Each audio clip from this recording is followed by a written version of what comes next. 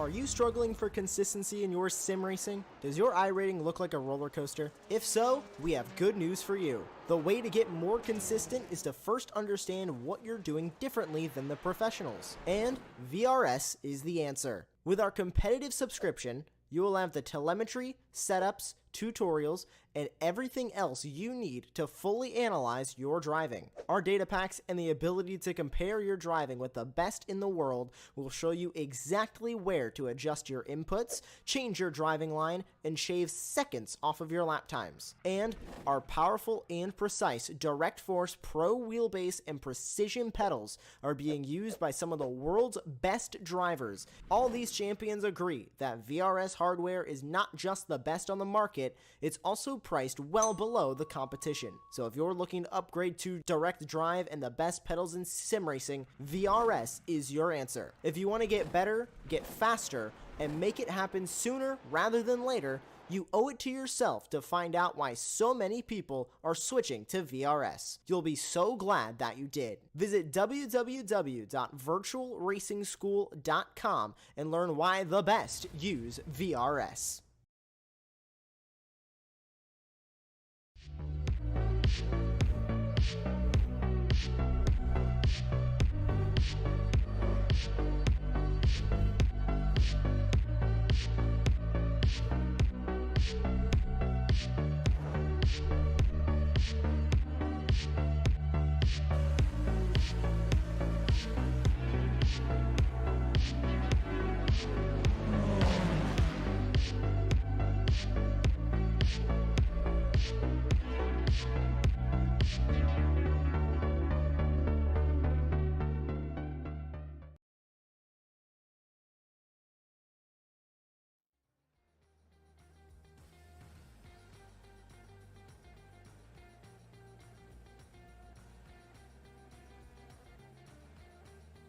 Howdy, howdy, howdy, and welcome to the Norwegian Forest here of Rudskogen for the iGPFun Formula 3 series presented by SRP of SimRacingPro.com. You're here live watching Apex Racing TV. I am Austin. I'm joined by Charles Bachel. We got Samuli Kumo in the production booth. And like I said, you are here live watching Apex Racing TV. Charles, iGPFun's back, and we're better than ever here at the Norwegian powerhouse of Rudskogen. I'm certainly loving this track. It's a free content track here on iRacing. A lot of the drivers get to experience this track for the first time last season. They've hopped here now for its second season. I'm going to tell you, it's a very fun track to run in these cars. I've seen some great times, and I've seen some very close times as well. Yeah, absolutely. Let's look at the top of the leaderboard. It's going to be tight in the front. Should be some great racing. Yeah, it's a big difference than we had last week at Long Beach. Open track, lots of runoff area. Of course, it's grass, but there at least is the opportunity to make a save and not plow a wall. There are, as you see, some nice asphalt runoff areas as well. But yeah, a big open track, couple of nice long straightaways, some good cornering position, some good cornering and some good overtake opportunities. Some excellent overtaking opportunities here. If we ride on board of Lee Aberdeen, we can actually see one coming up right now as we head through one of my favorite sections.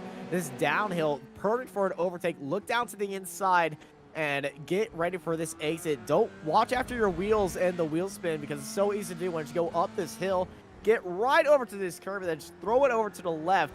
And this leads you onto the final turn, fling it through the left, and then this long right-handed turn. You're going to be seeing a few drivers go out wide to get the better speed of the car ahead of them and just ride on that bumper onto the front straightaway. And this is heading into turn one. Such an easy overtaking opportunity. You can look down to the inside, but that sets itself up for the longer route. So expect a few cars when they attack to go on for the outside move here and to set themselves up for this long right-hander to get the better run throughout that corner out of turn one. It's a very tricky overtake to do, but you can do it well, or you can just wait for this longer straightaway, and then this corner just makes this track. This long, crazy, the car's bottoming out, long right-hander. It's easy to go off track right there. Such a fun corner, and then it's up through the S's and you're going to be seeing a lot of bumper to bumper, well, nose to tail action here. A little bit of trail braking right now. Undulating corner goes up and down. You're going to have to watch out on your throttle application or else they're spinning up the tires. And then we're back to where we started when we first joined on board of Lee Aberdeen. But that was a full lap of Rudskogen Motor Center. The front straightaway here, though, is, I would say, is prime overtaking opportunity. It's probably also the flattest part of this track. Yeah, absolutely. Yeah, it looks like it's going to be a great race. With the lap times being as close as, should see plenty of overtaking. Lots of drafting down these long straights. My guess would be you'll see a few cars off the track, but that, I guess that's the nature of having a 48 car field or something like that. Yeah, we got 48 cars registered right now, 47 actually doing a lap time. One of our cars has not done a lap yet, so currently it is 47 cars registered for this race out of the 60 cars possible. So it's great to see everybody out here. I know there's a few people saying this race is a little bit too close to a certain event with a ball and a field. It's named the wrong sport, but you know it's an America thing, so you're just going to shake your head and just be like, all right, it's there. It is. But I can tell you what, some of these drivers are going to be immediately hopping over here and smelling the steak in the air. That some cookouts going on. I have a little bit of bowl of nacho cheese right next to them, and they're just going to be taking a little dip when they can, and get excited for tonight as Kenzie takes a big lick out of that wall. Yeah, for sure. Yeah, I'm looking forward to it too. As soon as this is over, I will be making my cheese dip. I've already got a nice big pot of chili done, and then we'll settle in and watch some good football tonight, hopefully. A good old gridiron football for all the Europeans, which is actually more Europeans in this race than North Americans. So, yep. I'll have to clarify that because I'm a fan of both sports. Yeah, for sure. Yeah, we love soccer all. So, yeah. Yeah. Sorry about your team and all that they're going through. You know, it's it happens. I mean, not to get too deep. I follow. This is Theodore Bergson. Purple last sector comes across the line as the time runs out. Does he improve? No, he does not. The number one, Theodore Bergson, stays in third, but he did improve on that time. He got a purple the last sector. Nick Carden comes across the line. He's improved on his first sector, does not improve on his time. Had a very bad end to it. More cars coming across the line right now. Philip Lucas is the next car to finish. He's currently sitting in 21st. Heads into the pit lane. This is Adam Talsma. He is looking to finish off his line. We're currently looking at Antonio Tellez. There's Talsma coming across the line right now in 20th. Does not improve. Tony Jimenez, 12.756, does improve, but stays in 7th. And that is qualifying done, and that is Crash Racing Forces car. Mm-hmm. So you have a little wheel damage there. Yeah, and that is something you're going to be looking for too. Yeah. Hey, quality is over, so we're ready to get racing. Well, as we are getting ready to rock and roll, here's your 47. I almost said 74. That would have been insane. 47 car grid. It's Jesper Sandstrom starting up on pole, followed by Lee Aberdeen, Theodore Bergeson, Jerome Lamley, and Pedro Soares, Christian Glamser, Antonio Jimenez, Kenzie Nywoff, Clark Williams, and Victor Barris, your top 10, followed by Gianfranco Pagodo, Lucas Maruk in 12th. On them was Will McIntyre Jones, Stephen Ritters, Alistair Hay, Alex Slato, Kevin Zwebstra, Julio Policio, and Nicholas Westman, Adam Tasso, Philip Lucas, Andy Flitt, Richard Van Veen, and Sergio Martin in 24th. They're followed by Erwin Stumacans, Evan Way, Kuchi Aito, Ben Goyette, Vyacheslav Potapenko, Nick Carty, Jack Williams, Marcelo Kessler, Robert Ridgway, Marcius Punikes, Chuck Morrow, and Marek Otlovs in 36. Behind them in 37th is Edward Almos, Benjamin Gilchrist, Reno Scatini, John McKenzie, Gaten Imhoff, Arturo Mayorga, Paulo Brame, Matthew Gracie, Dorian Arroyo, Maximilian Gebhardt, and Jose Arroyo at the end of our 47-car grid. 47 cars within 2 seconds of each other. That's amazing. Max Bartolota is registered, but he did not do a single lap in qualifying, so I'm not expecting to see Max to take the start of this race. 47 cars, all within 2 seconds of each other. This is going to be one very close and very fun race for all of us to enjoy here on Apex Racing TV.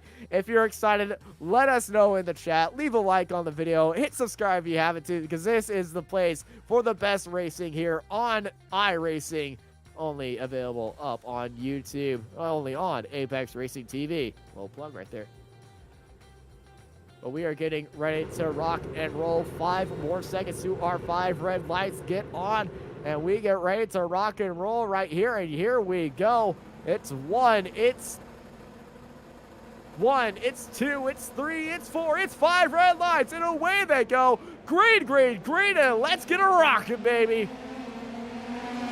Sancho gets out to the lead immediately, but remember, they all have to wait until the passing point, but it's honestly a very early passing point that's allowed right here, so everybody getting through there just nicely, and now I believe everyone's just going to go for these moves, as we already see the 16 Jerome Lamley looking down to the inside of Theodore Bergson, heading into this long right-hander, trying to get a little bit of a look down there, but it's not going to happen right now. But everybody, all of them, keeping a very well-kept line through the S's.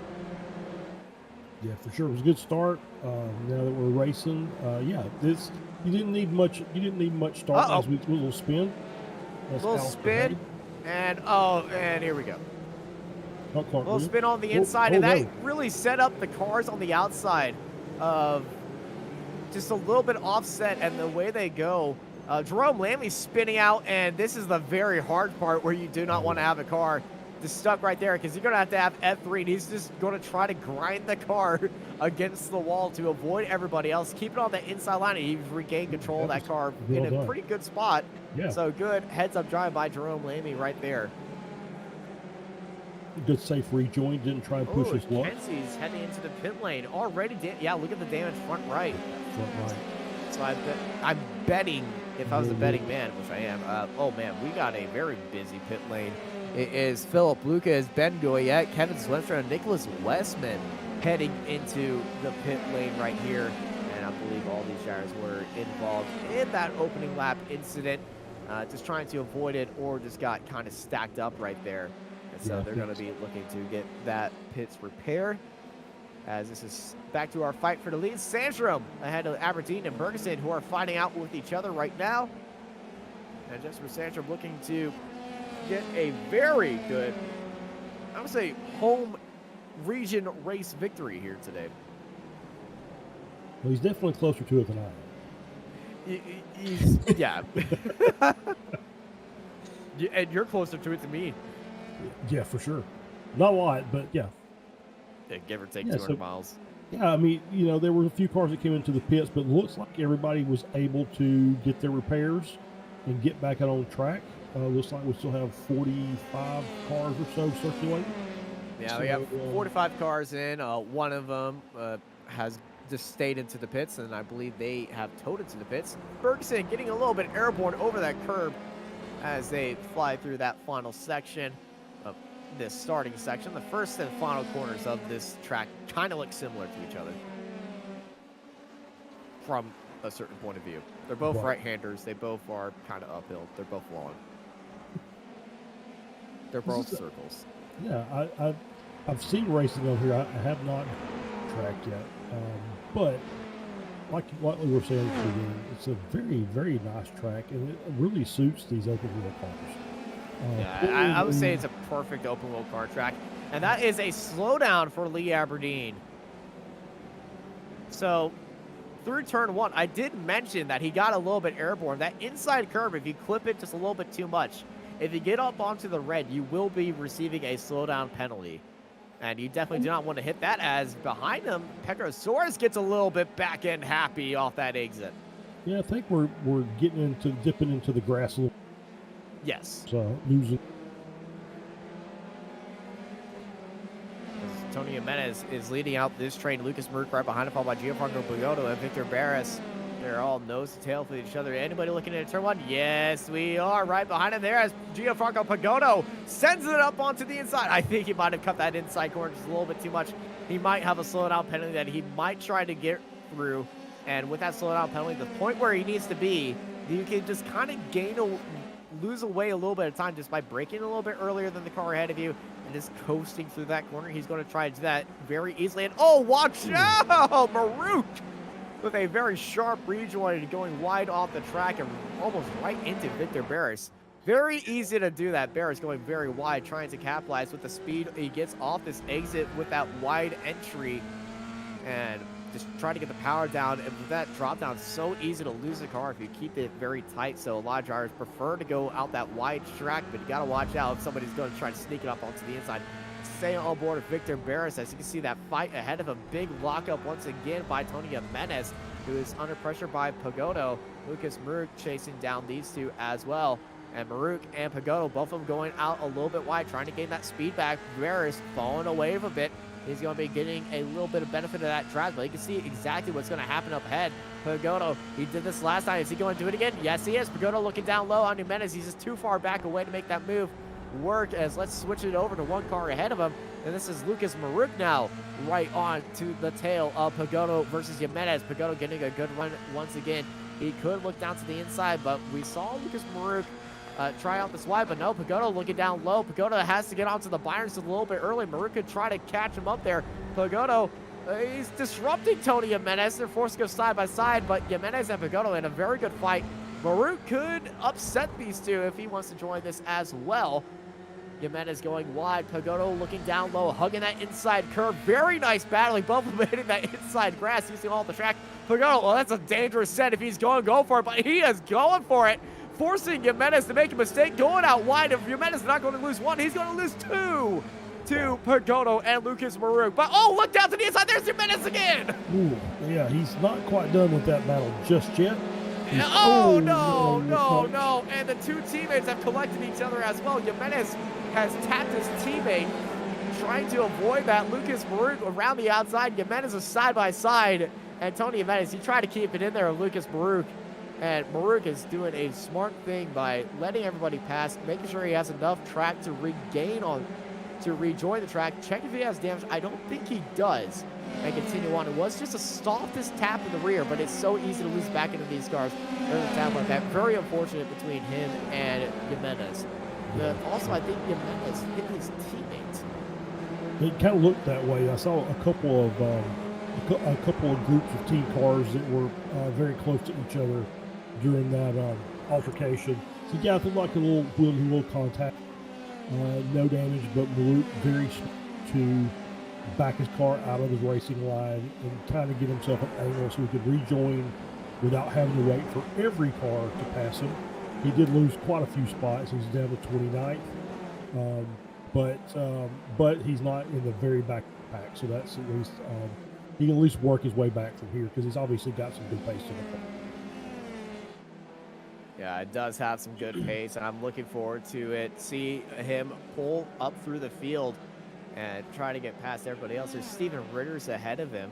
So, yeah, he did make contact with Victor Barris. They did have a little bit of wheel banging together. They were both kind of just pushed out wide of that entry. And so, well, actually, Lucas Maruk's teammate, Will McIntyre-Jones, was able to split them. So that really benefited Will. Yeah, absolutely. So well, positives for the positives and negatives for both teams right there. The Digital Apex team is going to be happy for Will McIntyre-Jones and be happy that both their drivers are still in the race, but unfortunately their other driver is down the field. As for the team around them, Victor Barris and a little bit of a loose by Victor Barris as he's trying to chase him down. That DriveX eSports machine, they're going to be happy that, well, they've kind of gained a spot, but unfortunately lost a spot as well. But they're still both in there running in the top 15, and behind them is the Racing Forces, the Hydra Race Racing Forces car running behind them of Adam Talisman and Andy Flint. And those guys, well, hey, this is the team running that you want to see, nose to tail with your teammate. Yeah, obviously there's a couple of really good drafting areas that could be extremely helpful for team cars during the race, as we can get good toe off each other, make everybody faster, make ourselves faster, see if we can pick up a few more positions during the event. Yeah, you saw that little fake of a sell by Victor Barris as they started lap 8 here at Rudskogen Motor Center. It's one of the few motor centers labeled in iRacing. It's usually Speedway, International, Road Course, or Circuit Day, or just Circuit. And I think this is the only motor center. Yeah. Yeah, I think it is one of the few motor centers, but you know, it's naming conventions for what area of the world you're living in. My favorite are always the Autodromos, because that generally means we're going to be on track. Ooh, the big smoke show lockup by Victor Barris. McIntyre just sneaking up onto the inside right there. Well, beauty of an overtaking opportunity by Will McIntyre Jones. Didn't cover that inside line. He didn't need to. He got that move already made as the DriveX cars obliterate that DRS sign that you can just drive through right there. If that was physically collidable, Victor Barris would be driving around with a friend. Yeah, he'd have a nice DRS sign on his nose. He would have picked up Coner Manley, as I like to call a few of the cones that I've collected over the past. They all gave them names.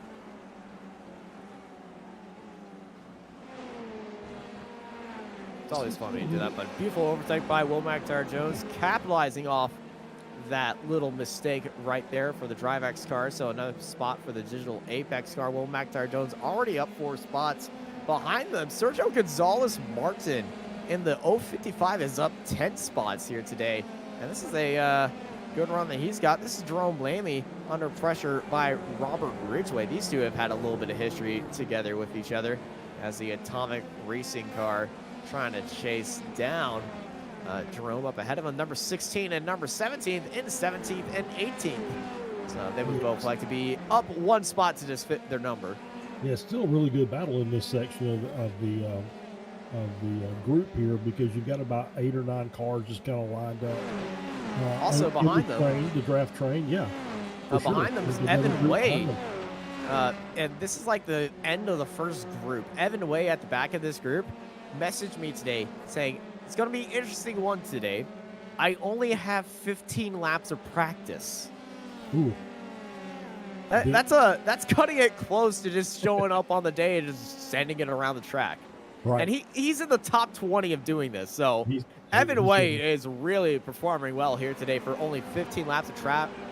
15 laps of practice, already up 7 spots. That number 92 MRP Grand Prix car is looking pretty nice out there. Yeah, absolutely doing a great job to be running in the top half of the field with a little practice. Yeah, something I wish I could do, but I don't think I could get it up to Evan Way things. But hey, you want to know how to build pace and all that stuff? You can certainly use some of our friends over at VRS. They help present this series here on Apex Racing TV. VRS. If you want to learn from the best, use VRS. You can use their setups, watch their track guides, and look at the telemetry to see what they're doing compared to you. Once again, that is learn from the best over at VRS. Thank you for everything you do here on Apex Racing TV and as well iGPFun.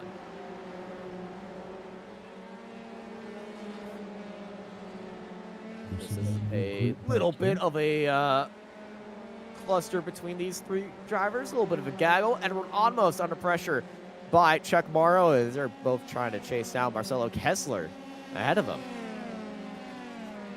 Yeah, for sure. They just want to, obviously there's a little bit of a gap. I don't know if Morrow, haven't been watching to see if he's faster than the cars in front, but obviously if he is, he's going to want to be getting by to try and close the gap in front to get to that next group of cars and tag on the end. Oh, he's got a good opportunity. A wide line by the 69. Morrow is just going to sidestep his way into there. And Chuck doing a really nice line, but I think there might have been a slowdown penalty by Almus and a big lockup by Chuck. Almus is taking that wider line. Like, you know what? You just go down to the inside. I'm going to get rid of this slowdown penalty and get you on the next lap. Yeah, absolutely. But the problem is not sure he's going to be able to get back to that. So he's sometimes plans do not work out the way as you planned it. Yeah. But that I see his opportunity. And speaking of opportunity, Evan Way versus Robert Ridgway side by side into turn 1. Way very tight onto the inside of the line, but I feel like he's picked up that slowdown penalty. He really clipped along the inside edge of that red curb and that is how tight that slowdown penalty is. We do not like any bit of cutting here at Rudskogen, unlike a certain Baku street circuit back in 2015. I will keep referencing this Twitter clip until it goes viral. This was the most silly thing I've ever seen. Yeah, there's some tracks that you can kind of get away with cutting here and there. It's not going to work here. This is not going to work. Yeah, this is not the place to be doing that.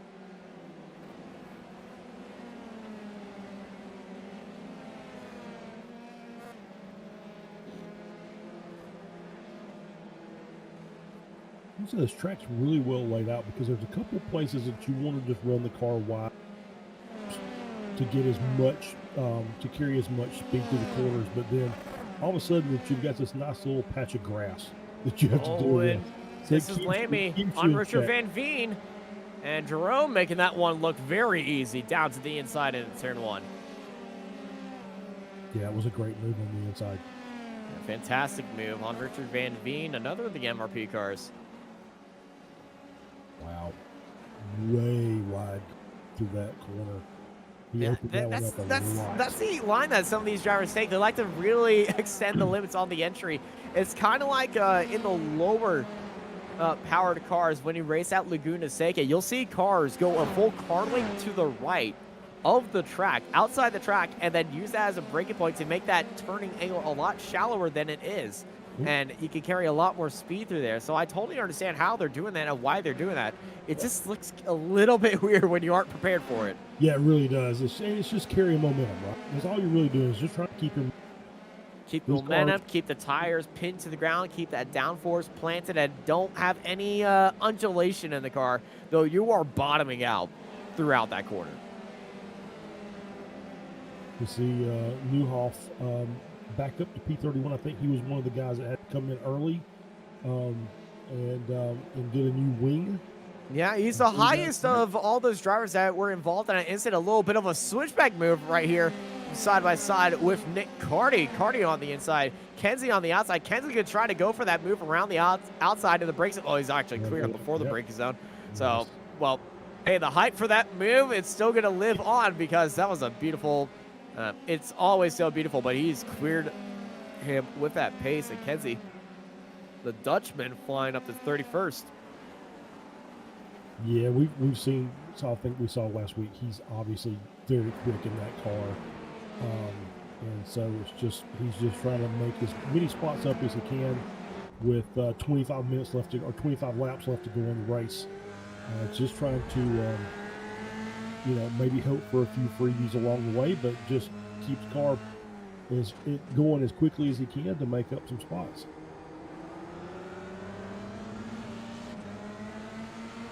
Back on the route, P29.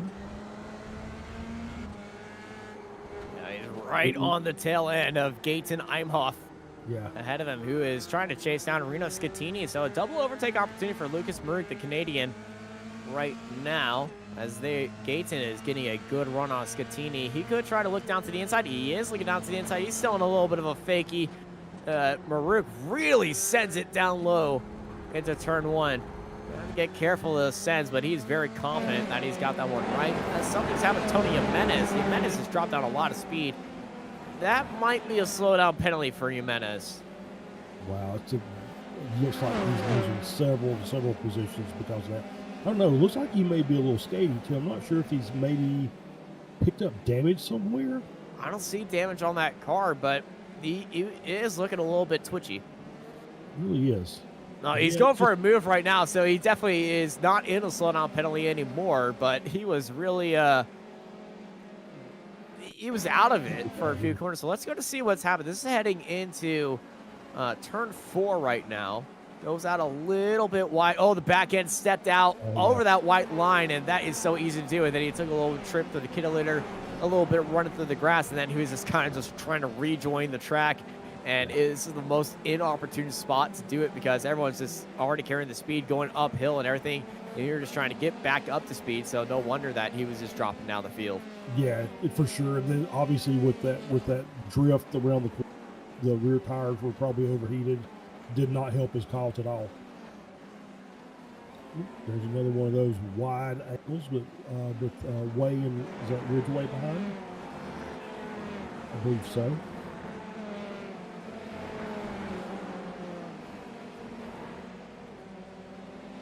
Evan Way sitting in the 18th, right ahead of Robert Ridgeway, ahead of him, behind him. Yeah, My direction's mixed up again. I think the biggest thing is it's when you got those. Jimenez again. And that was a lot of smoke this time. So I'm gonna go out on a limb here to say those rear tires are cooked. Yeah, I think he's struggling now. I think he's gonna have to really kind of back the pace a bit. Yeah, he needs to back off. Just try to be smooth with the car. Don't try to just overly send these corners, because if you continue to do that, you're gonna have a Speaking of big incidents, as this is a big incident between Reno Scattini and Lucas Maruk. This is in that very fast left-hander, kind of like a flick of a corner. Very easy to do between these two. Yeah. So let's go back and see what's happened right here. Lucas Maruk coming up that hill, pressuring Scattini to staying with that speed. I think Scattini was slide. Yeah, he slid on the entry. Wow. Bam! Yeah, nowhere to go. He was riding behind it. I'm not going to be surprised if Scattini has suspension damage, or Lucas Maruk does. Lucas Maruk has actually gone into the pit lane. Scattini is carried on. Yeah, Lucas's car, front wing damage, the steering was all right on there, but Reno Scattini's car, I think it might be a little bit damaged. That back left wheel does not look right to me. I mean, I think you're going to get called out pretty quick if you've got a car with that suspension damage here. I don't think that you're going to be able to run the rest of the race. It's just a little bit extra toe. Just a little bit extra toe. I mean, yeah, it'll make some corners better, but some other corners a lot worse. The good thing is for Scattini that the rear wing is attached, as Megora right ahead of him is in a side-by-side fight with Swenstra. Kevin Swenstra trying to go out in the under. Yes, he does with the switch. Oh, this is tight. Oh, no. Into that final corner right in front of Scattini. Wow. Little spin cycle right there by Kevin Swenstra, the Alcatech NHR by Neiman Racing. Car not doing it so hot here today. It's involved in that opening incident, and just like we saw in the earlier part of this race, side by side through that very shallow setup corner for that final corner is so easy to get into an incident because it's a very tight corner to get right. Yeah, I think we can see that. Yeah, there's Scattini's just off the pace. I mean, you know, I feel like there might be damage, or he just got another slowdown. It's very possible he just got another slowdown, but I haven't seen really anything that looks like he's ready to any of the other cars on track. Looks like he may be just riding around, but I think unless he's already taken his quick repair, might just be better off coming in and getting that done and there at full speed. He hasn't been in the pits yet, so I'm assuming he's still got that. Yeah, I feel like if he needed to go into the pits, if he had a meatball flag, he would have already done it by now. Back up to our top 5, Glam Center versus Aberdeen. Lee Aberdeen right behind Christian Glam Center ahead of him. Hydro Race Racing Forces car sitting in 4th. Lee Aberdeen trying to chase him down. And the Australian, that 999 car, is definitely trying to get that opportunity. And big lockup by Gianfranco Pagotto. And Pagotto is a very fun driver to watch. He's been making all these overtakes up through the field all the way from 10th place up after a little bit of a risky start, I would say, because he was kind of involved around that starting incident. He could definitely chase these guys down and have a little bit of fun. Everybody going all the way over to the pit wall as they're trying to pick up the draft of the 50 of Jose Arroyo, just under blue flag rules, as Aberdeen, Pagotto, and Ledo start off lap 20 as we go halfway into this race. Yeah, you kind of feel like Pagotto is up 5 spots, but he may have just been out of position from qualifying because, you know, he hasn't driven every race this season, but when he's in the race, he's usually running up at the sharp end, and even P6 feels like that may be a little low for him. So you could expect him to put pressure from behind on these guys, obviously. He's going to try and put pressure on Aberdeen and try and get by if he can. to try and get forward. The Aberdeen trying to chase down Christian Glamsetter, but he's got to watch out behind him because Gianfranco Pagoto is chasing him down each corner and corner again. Little bit of a offline moment for Lado chasing down Pagoto as he goes a little bit wide, but as we go back onto the front straightaway, Glamsetter versus Aberdeen once more. Pagoto just getting closer and closer. Nobody going to be looking for a move right now. They're still nose to gearbox right now as they fly through turns 1 and 2. Who is going to get the better draft right now? But we saw this in a little bit other races throughout the season, that around this time, everybody just pumps the brakes, doesn't get a little bit too aggressive. They all start worrying about their tires. But in the last 10 laps, they're really going to go after each other very soon. Yeah, I definitely think so. That's kind of what we've, like you said, that's kind of what we've seen. Is you get about halfway point, the tires, you know, the new is all gone. So now it's okay. Now it's tire management, but they always seem like they want to save a little bit for the last little bit of the race to try and get a couple of spots if they can.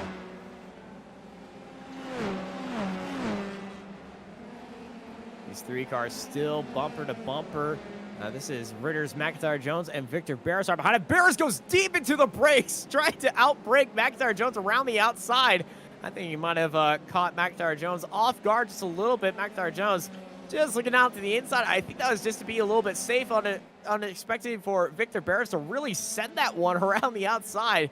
But Barris went deep right there, and he's going deep into this final turn right now, trying to gain the speed and gain the pace on McIntyre Jones ahead of him, as that was a very heart-raising opportunity right there. And also we got a good opportunity right behind him of Jerome Lamley versus Adam Talsma heading into turn 1. They're very close to each other. No moves being made into turn 1, but coming out of turn 2, Adam Talsma might have his hands full as Jerome Lamley is closing him down.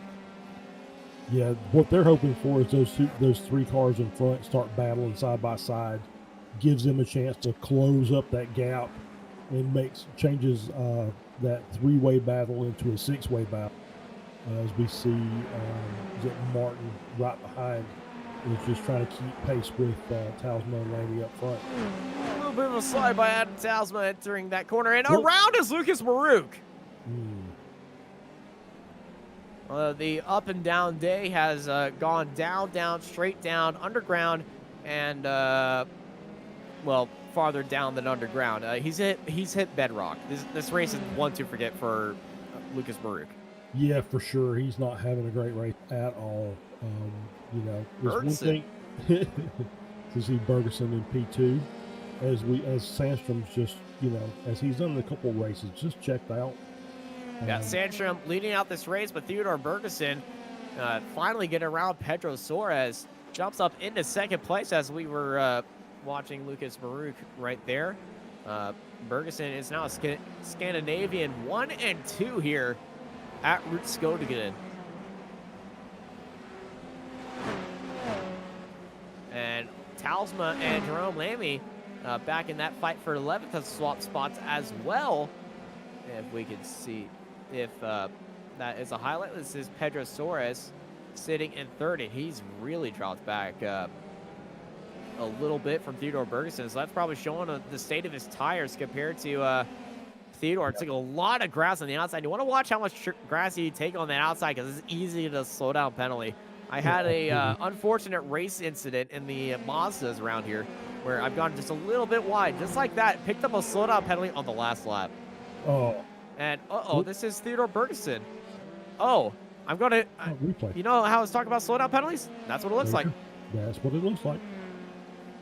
Yeah, but he had the pace and just got it right back on the straightaway. So he almost lost it, but he lost a big chunk of time right there. And that's when we rejoined on him. So yeah, but you know, Soares is still P3, still in shouting distance to Bergeson, and you know, he'll do his best to hang on. Obviously, he doesn't want to fall back into the clutches of Aberdeen, Pagoto, and Glamsetter. I'm sorry.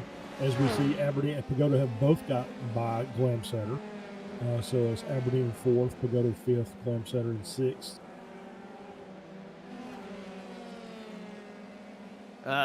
currently going on through this race, about a few laps about halfway. Biggest mover so far, up 16 spots.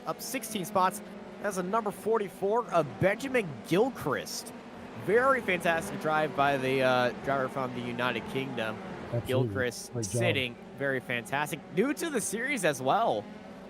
Last time, and his first race in the series, he won the under 2,500 class here in his first appearance, and he is making that appearance known. Driving the number 44 car. You can guess who his favorite driver is. Yeah, I can probably figure that out. So, I'm yeah. surprised the number 44 was not already taken. It's Sergio shocking. Gonzalez heading into the pit lane. Did he not fuel up properly? Because I don't see any damage on that car. So I think this might be a fuel stop for Sergio Gonzalez. That would be very interesting to be that far off of your fuel number. Well, he's taking Fuel tires as tires. well, so this is a very interesting stop, but it's very easy to do. If you run this race all the time, you sometimes just load in your race setup and you forgot the fuel number to load it up to you, and you just can't get those setup changes right before the race starts. I've been there. I've loaded in the wrong setup for race distance versus iGPFun distance. So easy to do. Maybe he just thought that maybe he had a spin or something. He decided, you know what? Let me go get some fresh tires and see if I can make up some spots that way. Which, you know, It's easy. It's a ooh, that was close. Ooh, hello. Matthew Gracie probably saying grace after a little bit of that incident. Mayorga Breme down to the inside. He was on the outside, just pretty much letting him by. I think Matthew might have picked up a slowdown at turn 1. He's just saying, I'm just going to take the long road. That is very possible. Very possible, but very sketchy. It was indeed sketchy. Excuse me. Sketchy, scoochy, sketchy. It was hair-raising. It was. Speaking of hair-raising, Will McIntyre Jones ahead of Victor Barris in a hair-raising battle. Jerome Lamy right behind him. Lamy goes very deep into that quarter. Trying to gain as much speed as he can for this upcoming send. If he really wants to go for that move. We saw Victor Barris go very deep into this corner, so very possible that one of these drivers could miss their breaking point. But this is a nice 4-car fight here. So they enter Sector 3. Oh, what a spin! This Barris goes around him. Ooh, Lamy goes all the way off the track. A little bit of rallycross action here by Jerome Lamy. This track does not have a rallycross configuration. This track only has one configuration on iRacing in real life, though it launched up as 2 different tracks here as Victor Barris is slowly trying to regain himself onto the track. And in his haste, he clipped the outside of the pit wall. He clipped the edge of it as he was trying to rejoin. Yes, he did. I'm sorry, not the pit wall, but the barrier there. Yeah, it connects to the pit wall. But yeah, this track actually opened in 2 parts. There was an extension of the track. Now, I want you to guess which part was the first part of the track and which part was the second part of the track. Because if you look at the track map, there are 2 differently configured parts of the track. I'm going to guess. Oh, and that's a spin by Robert Ridgway. Right in front of Evan Way, who avoided that very well. And, this is a dangerous spot to be in for Robert Ridgway. He's got clean track right now, so he's going to pull it over to the right side of the track and wait for everybody to rejoin the track. And that's smart driving by Robert Ridgway. He's held the brakes right there, but it is a very dangerous spot indeed if you're a Robert. And that's a very unfortunate move, but so easy just to put a little bit too much mustard right there and the back end and just step out. Yeah. I think it was very lucky that nobody collected him as we see another car off. That's Martin.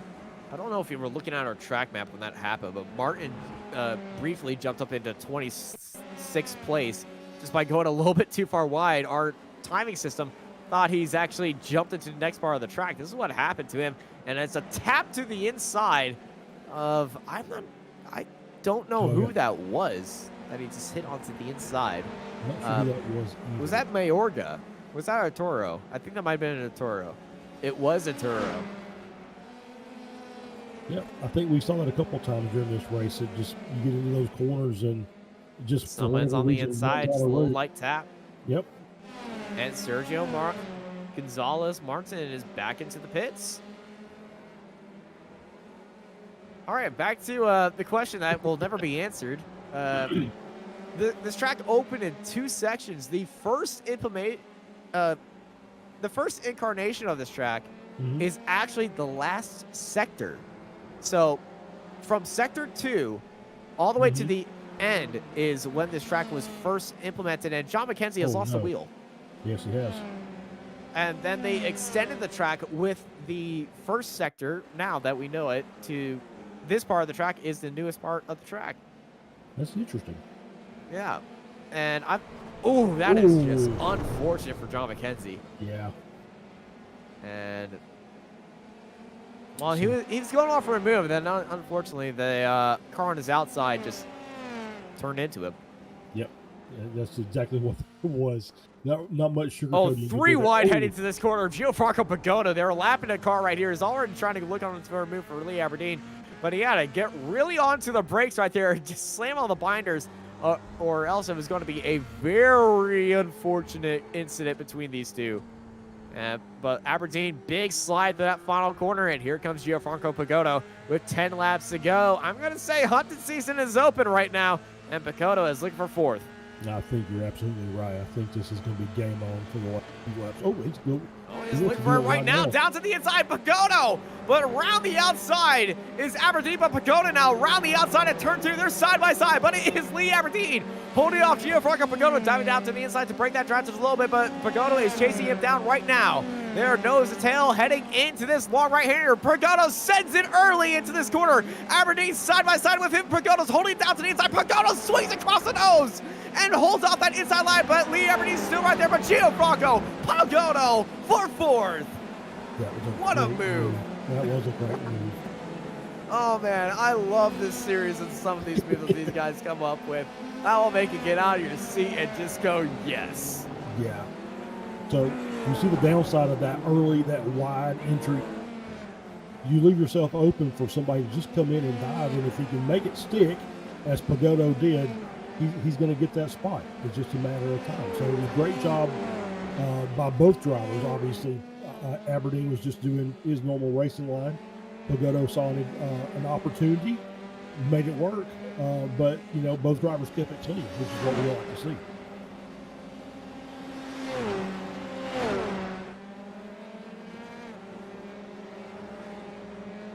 As we see Glamsetter now, he thinks there's another opportunity for another spot for himself also. I wonder if all that little drifting that Aberdeen's been during the course of the race, so that's making his tires just a little worse for wear. Yes. Against some of these other drivers. Those hand-cooked tires have not been seeing a good day around here. And also, that was a slow car on the outside. It's just letting him by. It's a lapped car. Yeah, embarrassed, I believe. Going back to more facts about this track, because it's a not that well-known track. This track existed since 1990. In 2012, that's when the track was remodeled. So turn 10, as we just passed to, that was originally turn 5.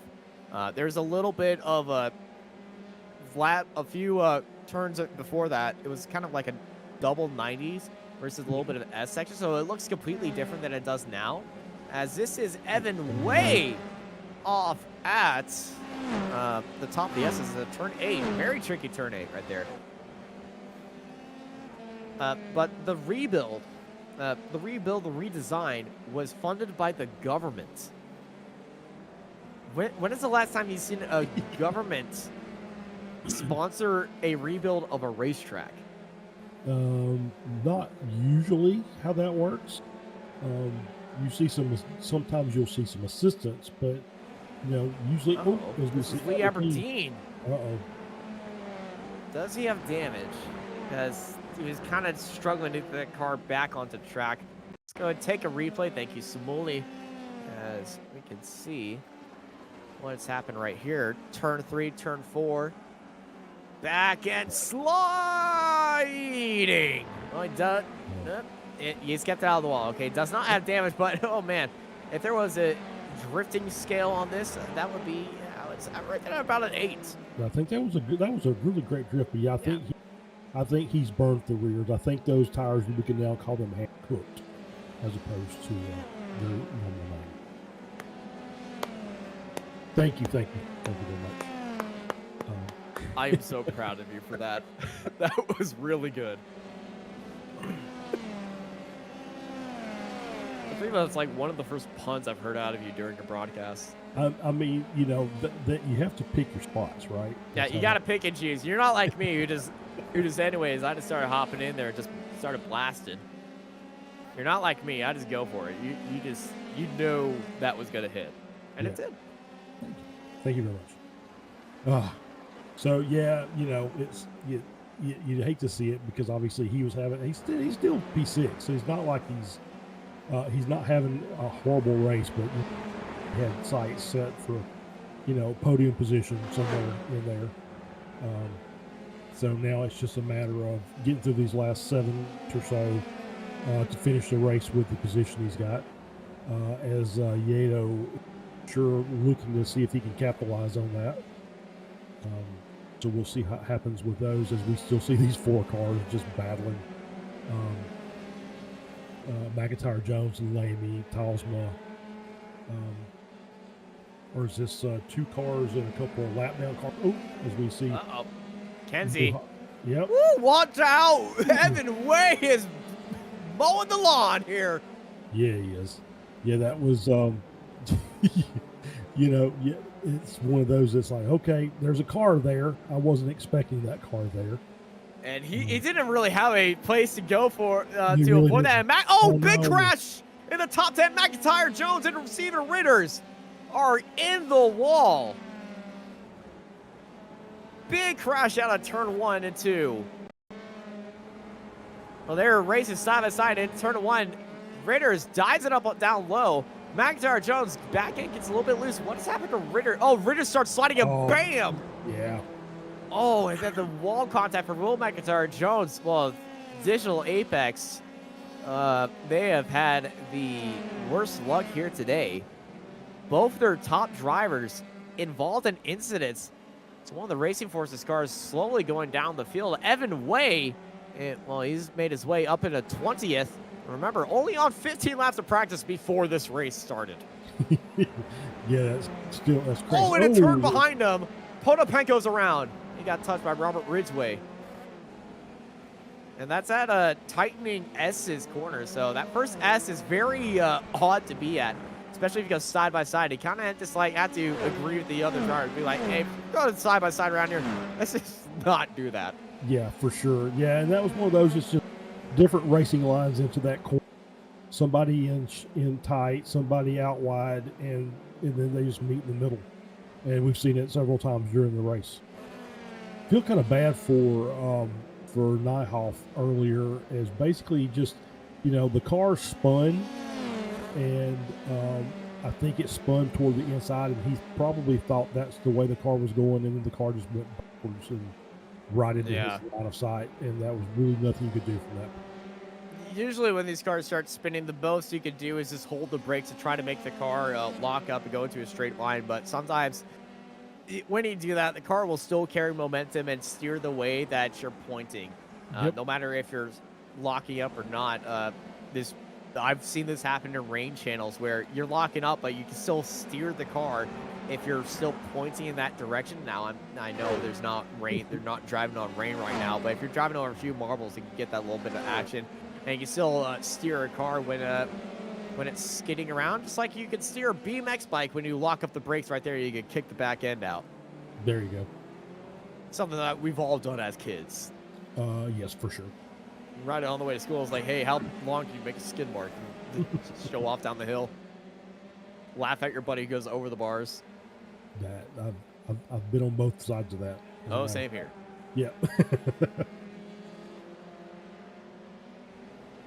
So you see Kenzie back down to P21, Ortloff's in P20.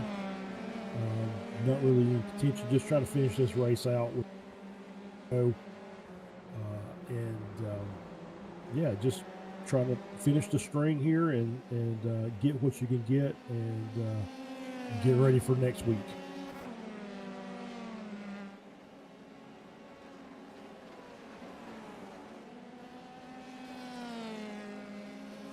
Sandstrom just out front, just basically cruising at this top point. 10 incident. Adam Talsma in the wall. And that's at turn 12, and he's still trying to get there. This might be suspension damage. Or just bad placement. He's going very slow. The car is looking all right, so it might not be suspension damage, but he might be heading into the pits to make sure. Yes, it is. Yes, he is.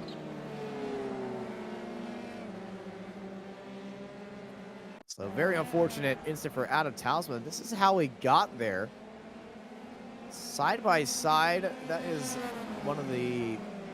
oh, that's his Baruch behind him, but he just loses the back end. Bang! Into the wall. Too much mustard. Too much mustard.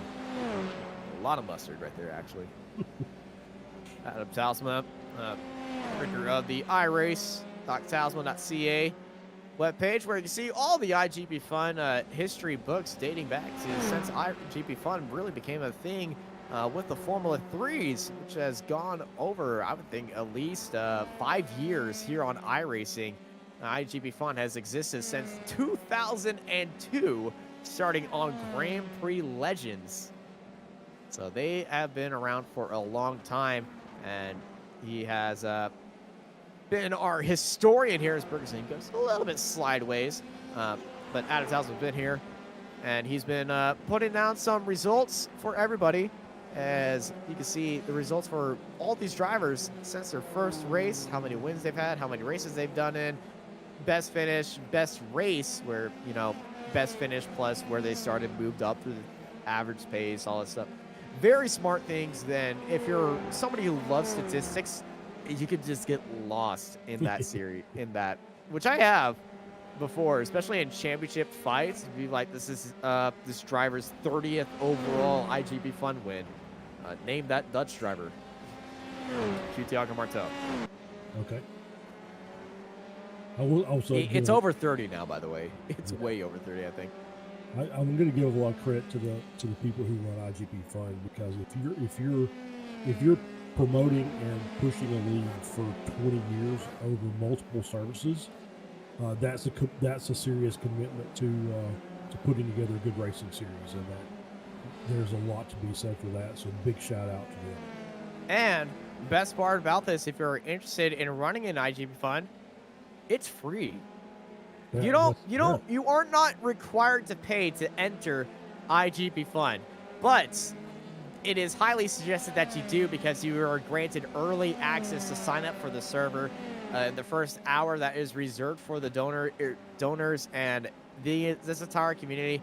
After each race, they would watch each race together in the Discord, and they usually have a good laugh about silly things we said or things that happened on track, and everyone really has a good time. So if you're interested in league racing and on iRacing in the Formula 3 cars, iGPFun is certainly one of the best places to go to if you have a Sunday free and you want to race Formula 3 cars here on iRacing. This is the best place to do it. It's got some of the best Formula 3 drivers out there, and they usually help and give you tips. As white flag is in the air for Jesper Sandstrom as he starts that final lap of 8 seconds separating him and Bergerson.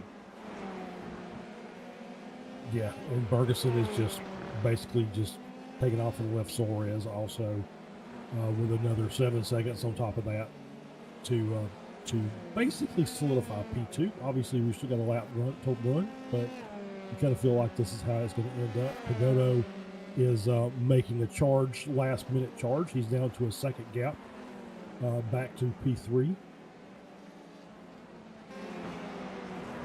That's P3. Lamley trying to chase down Aledo ahead of him, but heading through the final corner right now in a very dominating fashion here today in his home area, his home region of Scandinavia. Jesper Sandstrom wins it here at Rudskogen.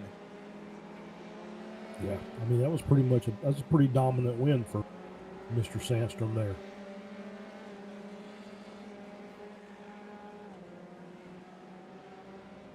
Bergeson with P2. And Theodore Bergeson, yep, P2 finished right there. Whoa. And woo, Pedro Soares. That is one way to cross the start finish line. Yeah, Adam Townsend. Well, hey, you know what? When you had a up and down race, you want to finish this with a little bit of style. Absolutely. Even though I wouldn't really say that was style. It was more chaos. I would hope that he's not using a direct drive. Oh, that would really that would really have a bad incident. But this is Jesper Sandstrom's second win in the series. So Jesper Sandstrom getting the monkey off the back for that second overall victory here today, and his 5th pole. So he got his 5th pole here today in his 7th race with 2 victories already in the bag. Jesper Sandstrom, he's from the Swedish driver, making a very fantastic start to his career in his first season in iGPFun as he, let me do this, burns it down here in Norway. There you go. We don't have a Swedish track yet, so this is going to be a home race victory for Jesper. Yeah, that's as close as we're going to get, so we'll take that, right? So yeah, we'll take this. Yeah, great race. Lots of good battles on the track. You know, with being a fairly new track, I think there's some learning opportunities that these guys are going to go back and review. And say, yeah, I probably shouldn't have done that there. But I think we see that every. You have a big grid like this, you're gonna end up having some of those moments. But otherwise, really good race. Lots of good action on the track. Yeah, lots of fantastic action out there on the track, and a lot of, I would say, everybody having a very fantastic time out there. Here's your full-on results. It's a Scandinavian 1-2. Jesper Sandstrom and Theodore Bergeson finishes out there in 2nd place. They're followed by Pedro Soares, Gianfranco Pagoda, Christian Glamstetter, Lee Aberdeen, Alex Leto, Jerome Lamy, and Andy Flint, followed by Tony Jimenez, Victor Barris, Richard Van Veen, Erwin Tumakans, and Shaq Williams. They're followed by Benjamin Gilchrist, Marcelo Kessler, Chuck Morrow, and Edward Onmos in 18. Marquez Otzlos and Robert Ridgway, followed by Kenzie Nyhoff and Evan Way, Potapenko, Gaten Imhoff, and Adam Talisman, followed by Paulo Breme, Artoyo Mayorga, and Matthew Gracie in 28th. Behind them is Ben Goyette, Lucas Maruk, Reno Scattini, Dorian Arroyo, Mill McIntyre Jones, Maximilian Gebhardt, John McKenzie is Sergio Martin, Marcus Punikes, and Stephen Rogers, Nick Carty, Clark Williams, Alistair Hay, Kevin Swemstra, Jose Arroyo, Julio Policio, Max Bartolota, Nicholas Westman, Philip Lucas, and Kuchi Aito at the end of our 48-car grid here today. It was 47 cars who started this race. Kuchiato just got into the grid slot, but didn't make this race start. What a fantastic day we've had here at Rudskogen. And anytime I watch this series, I'm already just like, can it be next week? Can it be next week? Can it be next week? And next week is going to be a little bit of a weird one. We're going to head all the way over to Japan to Twin Ring Motegi. I would say in the tracks used on iRacing, it's in the lower end scale. And it's going to be a... it's going to be a very unique one, I would say. Yeah, I would say unique is the right word, because it's a strange track. It's because it's kind of I believe, if I remember this correctly, it's a Japanese. There's an oval section, and then there's a road course section. Yes, so there's a unused oval. Yeah. So it's going to be very interesting how the layout is. Obviously, there's some nice open areas and there's some good overtake opportunities, but it's it's not one that I'm really familiar with. So I'm gonna have to do a little homework this week to get prepared for that. Well, as we are getting ready for Twin Ring Motegi next week, thank you everybody for joining us here on Apex Racing TV on iGPFun, presented by SRP, simracingpro.com. For all your sim racing needs, go to simracing-pro.com. Thank you everybody for joining us here on Apex Racing TV. I've been joined by Charles Bushell, With Samuli Kumo in the production booth, I'm Austin Knight saying fly Eagles fly, and I hope you all have a good night.